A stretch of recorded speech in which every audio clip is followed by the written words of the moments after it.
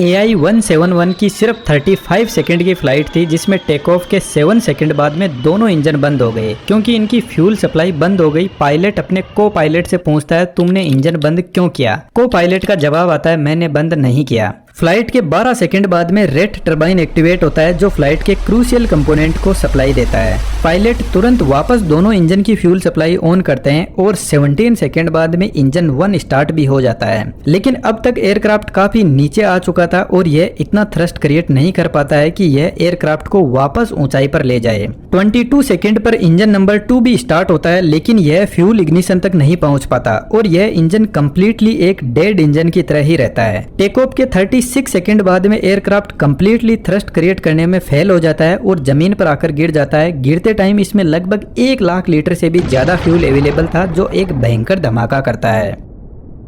लेकिन सबसे इंपॉर्टेंट बात, क्या एयरक्राफ्ट का फ्यूल बंद करना इतना आसान है? और यदि पायलट क्लियरली मना कर रहे हैं तो टेक्निकल फॉल्ट कहां पर हो सकता है? जहां से पूरे एयरक्राफ्ट को पायलट ऑपरेट करते हैं, इसको कॉकपिट बोलते हैं। इसके दोनों साइड में पायलट बैठते हैं और बीच में पेडेस्टल होता है, जहां से पूरी फ्लाइट का कंट्रोल होता है और यहां से दोनों ही पायलट के लिए आसान होता है फ्लाइट को कंट्रोल करना। यह जो आप लीवर देख रहे हो, इसको थ्रस्ट लीवर बोलते हैं। जैसे जैसे इसको ऊपर करते हैं, वैसे वैसे इंजन अपनी पावर को बढ़ाते हैं, यानी थ्रस्ट क्रिएट करते हैं। तो टेक ऑफ के टाइम इंजन 90 to 100% थ्रस्ट पर होते हैं, जिसका मतलब है इंजन अपनी पूरी पावर के साथ में ऑपरेट कर रहे हैं। और इन थ्रस्ट लीवर के जस्ट पीछे होता है इंजन का फ्यूल स्विच। बोइंग 787 में टोटल 2 इंजन है, तो 2 इंजन के लिए अलग अलग फ्यूल स्विच यहाँ पर अवेलेबल है। अब जो थ्रस्ट लीवर होता है वह कार के एक्सीलरेटर की तरह होता है। इसको जरूरत पड़ने पर बार बार कम ज्यादा किया जा सकता है और इसके जस्ट पीछे फ्यूल स्विच होते हैं। तो हो सकता है कि यह भी थ्रस्ट लीवर को यूज करते टाइम ऑफ हो जाए। जनरली जो इतने इंपोर्टेंट स्विचेस होते हैं, इनको एक्स्ट्रा सिक्योरिटी प्रोवाइड की जाती है। इन स्विच को ऑफ करना इतना आसान नहीं है, थोड़ा इसमें एडिशनल एफर्ट भी डालना पड़ता है।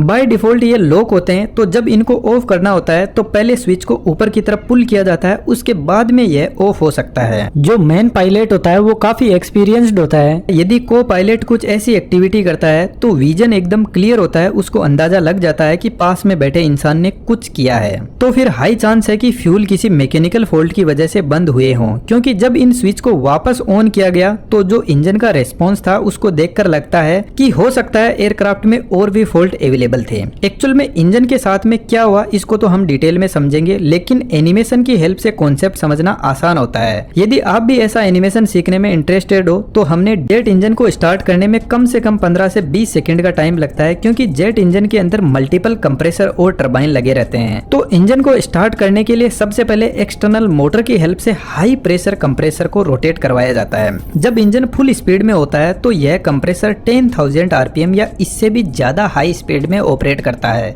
यह कंप्रेसर बाहर से एयर को अंदर की तरफ पुल करता है और उसको साथ में कंप्रेस भी करता है और इस एयर को कंबस्शन चेंबर तक पहुंचाया जाता है। जब कंप्रेसर 25 से 30% स्पीड पर ऑपरेट करने लग जाता है तो मोटर से मिल रही एक्सटर्नल पावर को बंद कर दिया जाता है और साथ में ही इग्नाइटर की हेल्प से फ्यूल के अंदर आग लगाई जाती है। जैसे ही फ्यूल जलने लगता है तो यहाँ पर हाई प्रेशर से गैस एक्सपेंड होने लगती है और यह गैस हाई प्रेशर टरबाइन तक पहुंचती है, जिससे टरबाइन रोटेट करने लगता है। अब यहाँ ध्यान देने वाली बात यह है कि हाई प्रेशर कंप्रेसर और टरबाइन दोनों एक ही शाफ्ट से जुड़े रहते हैं। तो जब टरबाइन रोटेट करने लगता है तो कंप्रेसर बाहर से हवा को अंदर की तरफ खींचता है। हाई प्रेशर टरबाइन के बाद में यह गैस लो प्रेशर टरबाइन के पास में पहुंचती है, जिससे लो प्रेशर टरबाइन भी रोटेट करने लगता है और लो प्रेशर टरबाइन से लो प्रेशर कंप्रेसर एक साथ में जुड़ा रहता है। और साथ में फ्रंट साइड का जो फैन भी होता है वह भी इसी शाफ्ट से जुड़ा रहता है, तो यह भी हाई स्पीड में रोटेट करने लगता है। अब सबसे इंपॉर्टेंट बात, जब दोनों टरबाइन रोटेट करने लग जाते हैं तो यह जबरदस्त पावर जनरेट करते हैं, जिससे कंप्रेसर भी रोटेट करते हैं और फ्रंट साइड में लगा बड़ा फैन भी रोटेट करता है। और यही वह कंडीशन होती है जिसमें इंजन अपने आप से थ्रस्ट जनरेट करने लग जाते हैं।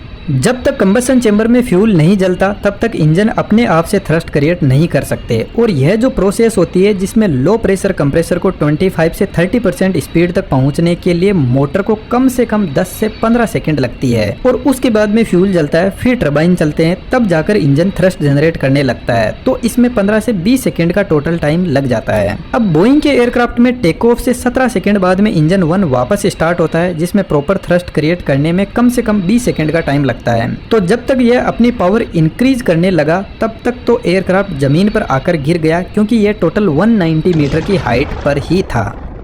अब बात करें इंजन नंबर 2 की। इस इंजन में फॉल्ट होने के बड़े चांस है। सेम ही तरीके से यह इंजन स्टार्ट होता है, लेकिन यह टेक ऑफ के 23 सेकंड बाद में स्टार्ट होता है और जब इस प्लेन ने क्रैश किया तब तक इसमें फ्यूल जलना स्टार्ट ही नहीं हुआ। यानी मोटर अभी कंप्रेसर को 25 से 30% स्पीड तक पहुंचा ही नहीं पाई थी, तो फ्यूल कैसे जलेगा। और यदि फ्यूल जल भी जाता तो इंजन को थोड़ा टाइम और चाहिए थ्रस्ट क्रिएट करने के लिए, तो यह इंजन एक तरीके से डेड ही पड़ा था क्रैश के टाइम पे। अब जो एयरप्लेन होता है उसमें जो इलेक्ट्रिसिटी जनरेटर होता है वह भी इस जेट इंजन से ही जुड़ा रहता है। बेसिकली यह हाई कंप्रेसर शाफ्ट एक गियर बॉक्स के थ्रू जुड़ा रहता है, जिसको इंटीग्रेटेड ड्राइव जनरेटर बोलते हैं। लेकिन ध्यान देने वाली बात यह है कि इंजन की स्पीड कंटिन्यूअस कम ज्यादा होती रहती है, तो इस जनरेटर को एक कांस्टेंट स्पीड ड्राइव से अटैच किया जाता है, जो जनरेटर को फिक्स स्पीड पर रोटेट करवाता है। तो जैसे ही इस फ्लाइट के इंजन बंद हुए तो यह जनरेटर भी बंद हो गया। तो ऐसी इमरजेंसी सिचुएशन में ram air turbine automatically deploy हो जाते हैं और यह बेसिकली फ्लाइट के इंपोर्टेंट डिवाइसेस को इलेक्ट्रिसिटी की सप्लाई करता है।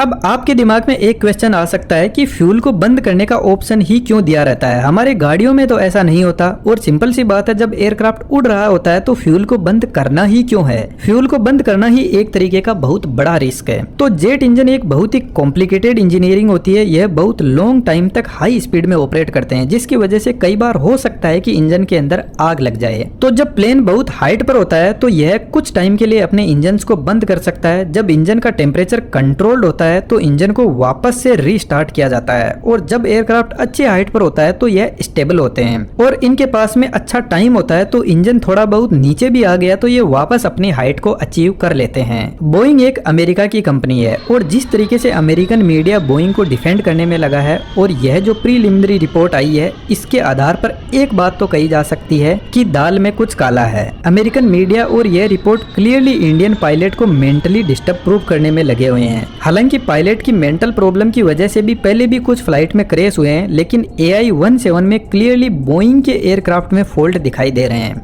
और सबसे बड़ा फॉल्ट तो आपको शॉक कर देगा। 12 जून को एयरक्राफ्ट क्रैश हुआ अहमदाबाद में और इसमें 2 ब्लैक बॉक्स डिटेक्ट हुए, जिनको दिल्ली पहुंचने में 10 दिन का टाइम लगा, क्योंकि दिल्ली में ही इनके डेटा को रीड किया जा सकता है। अहमदाबाद में इनके डेटा को रीड करने की कोई फैसिलिटी अवेलेबल नहीं है। तो यह 10 दिन अहमदाबाद में क्या कर रहे थे, और हो सकता है इन 10 दिनों में यह अमेरिका भी घूमकर आ गए हो। क्वेश्चन तो दोस्तों बहुत है, लेकिन अभी इनका जवाब मिलना बाकी है। उम्मीद करता हूँ आपको टेक्निकल पॉइंट ऑफ व्यू से बहुत कुछ समझ आया होगा। आप ऐसा एनिमेशन सीखने में इंटरेस्टेड हो तो डिस्क्रिप्शन में डिटेल्स अवेलेबल है, जरूर से ज्वाइन कीजिएगा।